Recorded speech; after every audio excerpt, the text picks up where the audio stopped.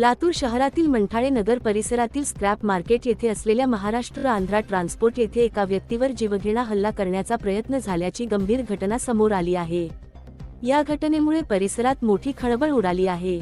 मिळालेल्या माहितीनुसार दिनेश बलभीम करेकरा, गौसपुरा गल्ली नाम 6 लातूर हे नेहमीप्रमाणे आपल्या कामाच्या ठिकाणी उपस्थित असताना निखिल खरात, संतोष पाटोळे यांच्यासह सुमारे 10 ते 12 जणांचा समूह हत्यारांसह तेथे आल्याचा आरोप करण्यात आला आहे।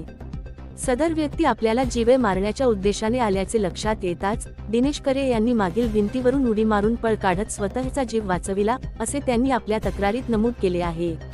यावेळी ट्रान्सपोर्टवर उपस्थित असलेला दुसरा कामगार दत्तागिरी याला आरोपींपैकी संतोष पाटोळे याने आपल्याजवळील चाकू काढून गळ्याखाली डाव्या बाजूस लावून जखमी केले, अशीही गंभीर बाब समोर आली आहे।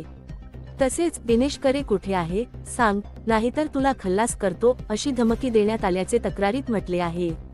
घटनेनंतर काही वेळाने दिनेश करे यांनी पुन्हा ट्रान्सपोर्टवर येऊन तेथील सीसीटीव्ही फुटेजची पाहणी केली असता त्यामध्ये 10 ते 12 जणांचा जमाव जीवघेण्या उद्देशाने आल्याचे स्पष्ट दिसत असल्याचा दावा करण्यात आला आहे। या फुटेजमध्ये संतोष पाटोळे, महेश राजे तसेच इतर काही अनोळखी व्यक्ती दिसत असल्याचेही त्यांनी सांगितले आहे। संबंधित सीसीटीव्ही रेकॉर्डिंग स्वतःकडे उपलब्ध असल्याचे त्यांनी नमूद केले आहे। या घटनेची सखोल चौकशी करून संबंधित आरोपींविरुद्ध कठोर कायदेशीर कारवाई करावी तसेच स्वतःला पोलीस संरक्षण द्यावे, अशी मागणी दिनेश करे यांनी पोलीस प्रशासनाकडे केली आहे। या प्रकरणामुळे लातूर शहरातील कायदा व सुव्यवस्थेचा प्रश्न पुन्हा एकदा ऐरणीवर आला असून पोलीस प्रशासनाने याची गांभीर्याने दखल घेणे आवश्यक असल्याची चर्चा नागरिकांमध्ये सुरू आहे।